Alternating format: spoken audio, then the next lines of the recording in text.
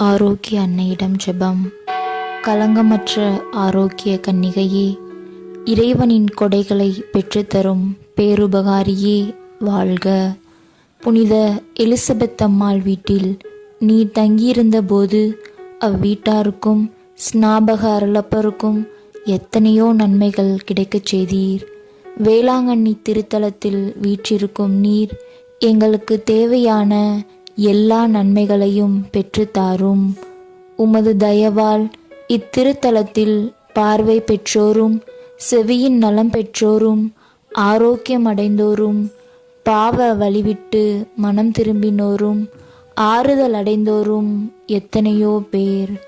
ஓ தயை நிறைந்த தடாகமே, இரக்கத்தின் திருவுருவே, மனித குலத்துக்கு நீர் செய்துள்ள பேருபகாரங்களுக்கு வணக்கத்துடன் நன்றி கூறுகிறோம்.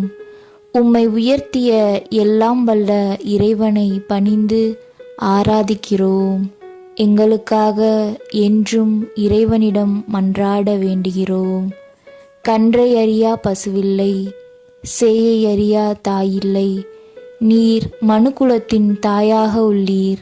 உம் மக்களாகிய எங்கள் அனைவரையும் உம் அன்பு கரங்களில் வைத்து காத்தருளும். மேலும் கிறிஸ்துவை நிராகரித்தவர்களும் பாவ வழியில் வாழ்பவர்களும் மனம் திரும்பி இறைவனை வேண்டிக் கொள்ளும். ஆமேன்.